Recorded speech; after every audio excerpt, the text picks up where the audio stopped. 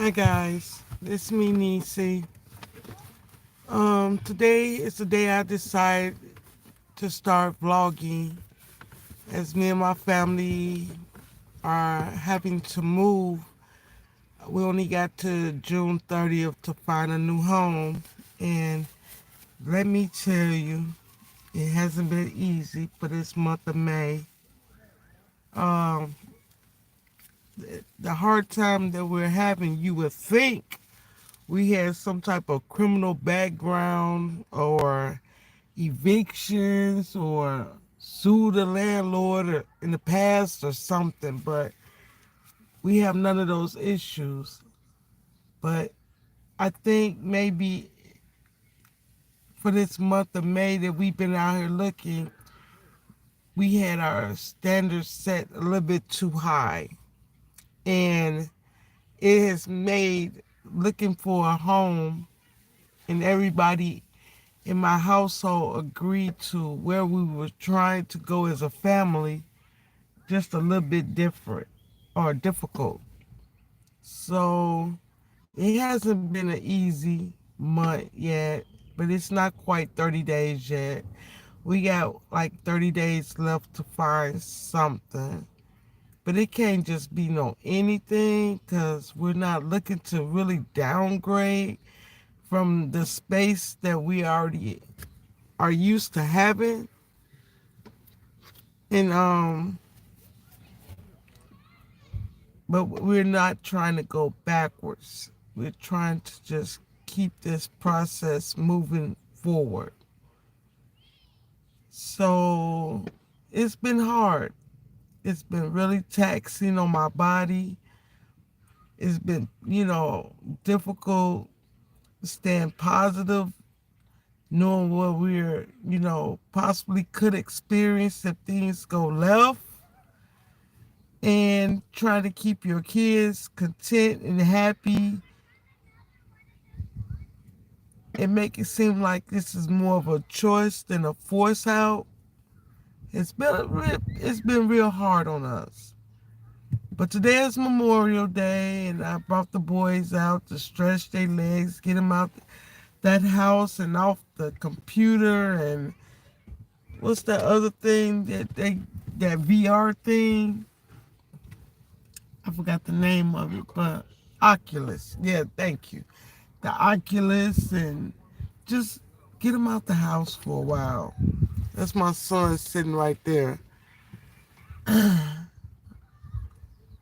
It's been hard, but we had the chance to sign the lease to start it all over for 12 months. But we really did want to move, but we wanted we didn't want it to be like this.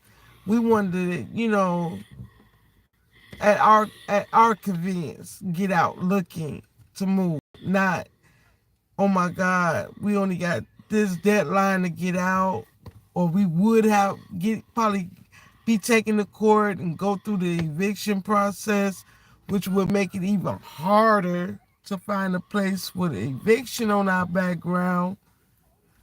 Um, and just trying to keep the norm and stability for the kids.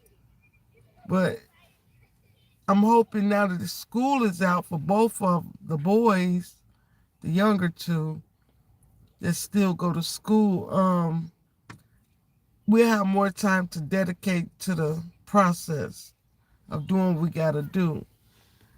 Cause Lord knows, I feel so bad watching these videos on YouTube about how people living out of their van, their car with kids, and not knowing where they gonna, lay their head that night, get a nice warm shower, just be inconvenienced and uncomfortable.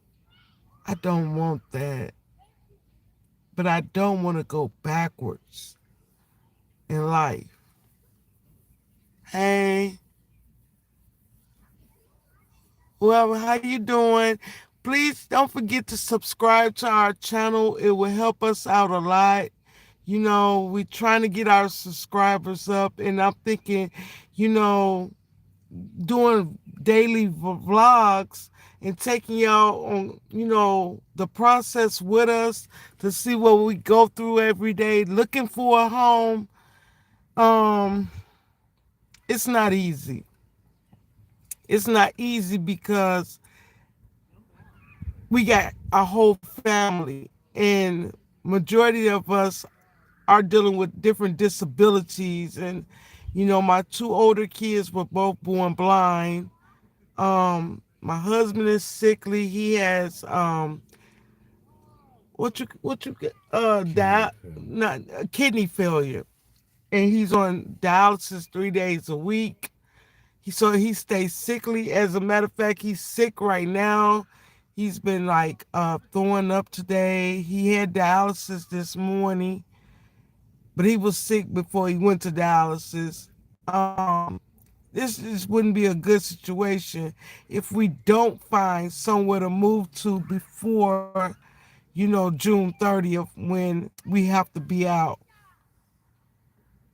I'm sickly, you know, with diabetes and high blood pressure. Well, I don't have high blood pressures. I have just the opposite. I can't think of the name of it, the medical term for it, but it's hypertension still. But um, then my youngest son had the one that y'all just seen walking somewhere outside in the playground area.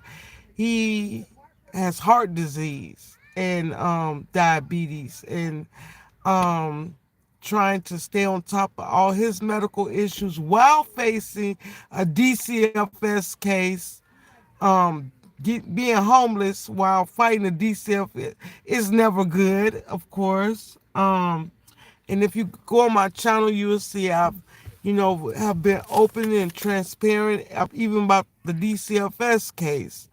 Um, we just going through a lot, and being homeless on top of everything else will only rock the cradle too hard, you know, and that's not what we need. Um, it's just been a hard, difficult, journey for this month alone. I should have started vlogging when I first got the termination of our lease at the end of April, but you get embarrassed, you get shamed, you get, ridiculed and called bad mom, bad dad. But it's the fact that the landlord, he's really doing us a favor, because if I sign another 12-month lease, I will have to be stuck there for at least another year, with the landlord refusing to do anything inside the home. And the home is really falling apart slowly but surely. It's just a not, it's just nowhere that, people with common sense will say, hey, I'm paying y'all all this money to live here, and y'all they even refuse to paint when we have asked, and they told us, well, we're gonna paint, but we're gonna wait till y'all get out. So we can't even get a fresh coat of paint on the walls, can't get a doorknob on the back door, front door. None of the windows ever has the screens to keep the bugs out. Don't have a screen door.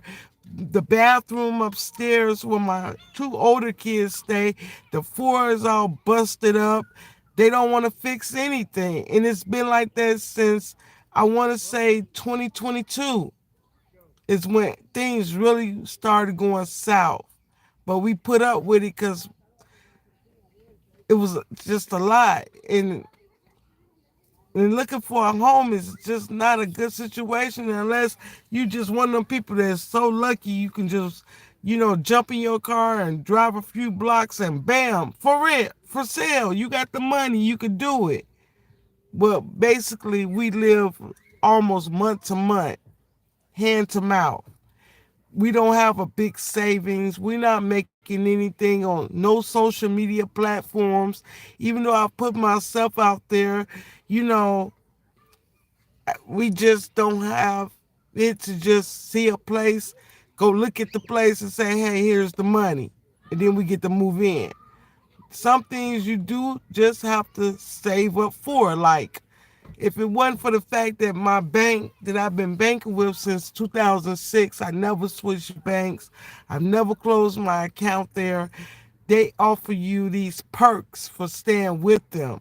And one of the recent perks, as of 24, the end of 24, was the fact that I was able to get this insurance. And with 5 out of 6 of us being sickly and disabled, um, we always at somebody's ER or clinic. And anytime you go to the hospital with this insurance I signed up for, you get paid a certain amount of money.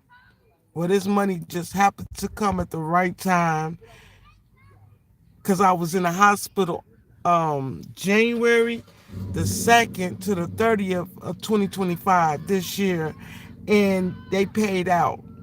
It really did pay out. It's good insurance. And if anybody's interested in knowing what insurance, the name, or anything, just hit me up. I'm gonna drop, my email. It's only what, a few dollars a month, and it come. I don't even know about it, but I've been paying for it every month. It comes right out of my checking account, so it's not even like I gotta write a check or put money to the side because I don't even get to see the money because they take their money off top. So it works. What is it? $400 for accident if you go to the hospital for a car accident or a work injury, and they keep you overnight. It's $400 a night in the hospital. If you just got sickness and that you get hospitalized, it's $200 per night at the hospital. Why not? Why not get paid to lay there and be sick? So yeah, I got the proof. I got the paperwork. I don't have a copy of that check. And besides, I wouldn't post that no way because of my personal, but I can show you I got a policy with them and they paid out. And I was there almost 30 days. And that's why I'm able to, if I find something and a landlord will take us money right now to get us in. So I just pray that it's not a situation that I don't get in nowhere and find nothing, that we get separated because I got to go into a shelter situation.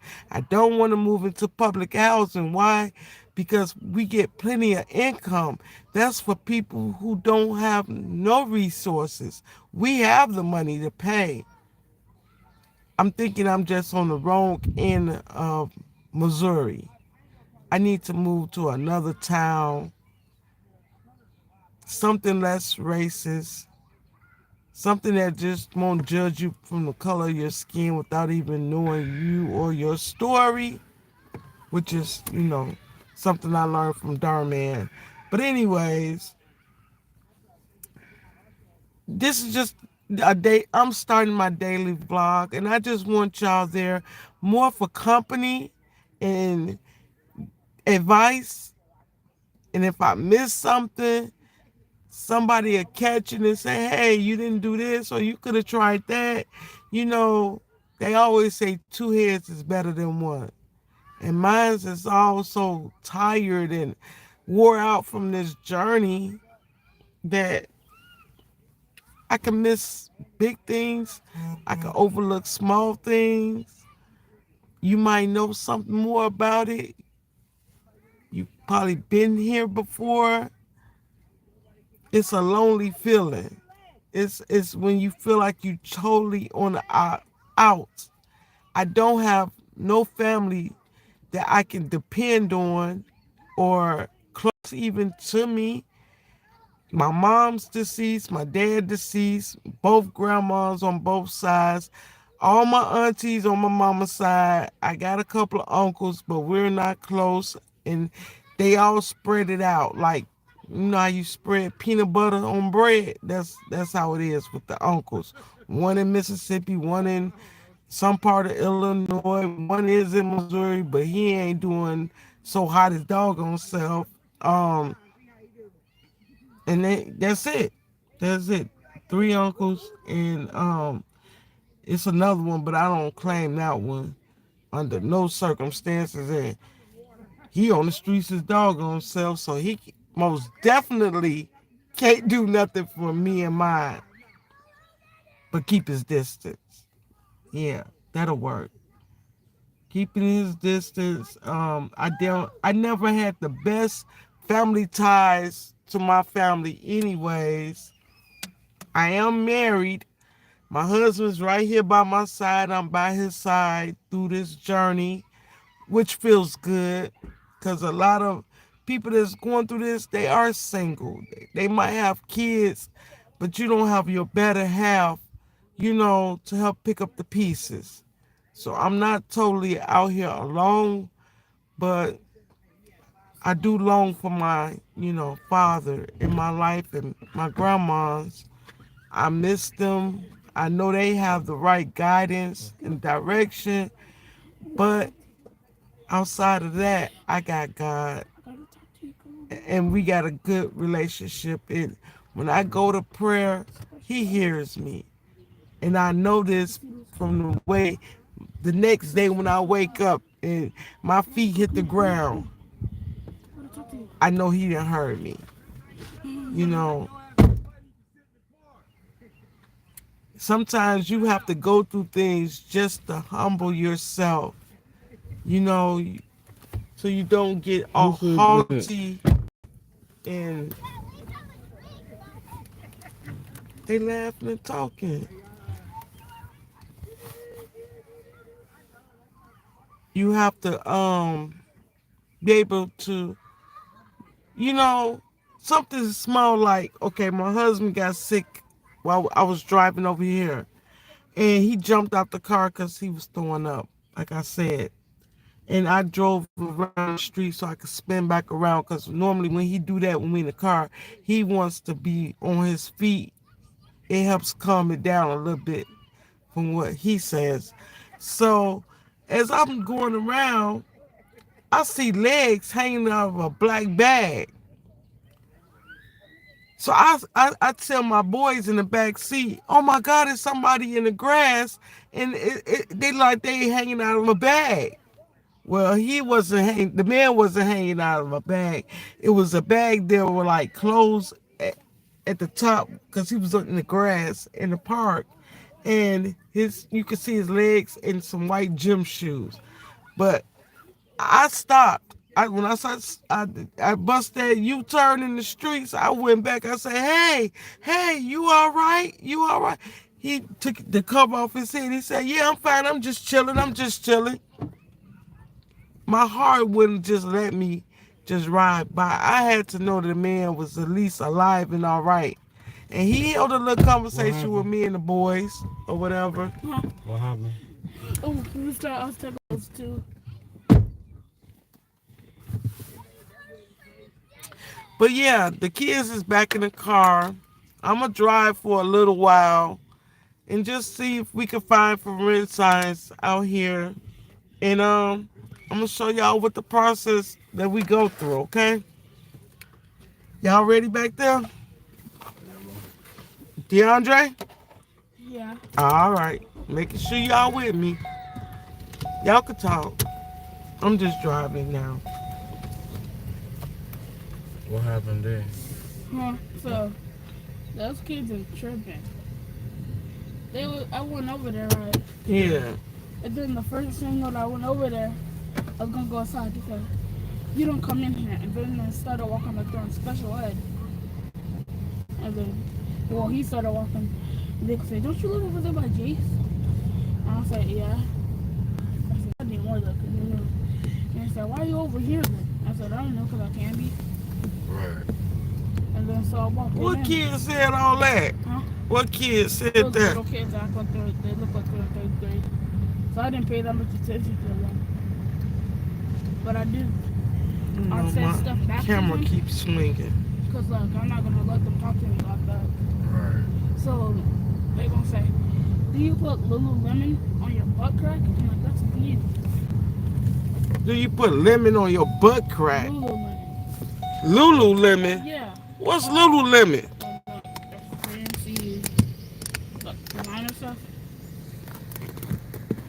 Man, how y'all kids know all about this stuff?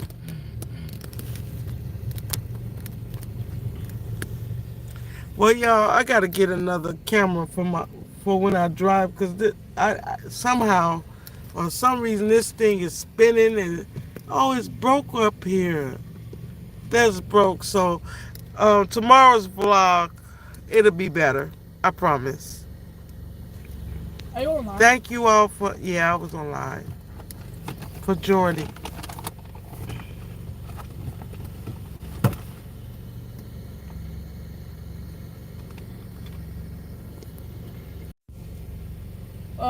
It wasn't there. I don't know whose it was. It was just right there. So you can keep those Crocs. So I said, why would I want them Crocs? And I yelled at them, but not really loud. Like a little loud. How do I stop this? So I said, How do I? Like that.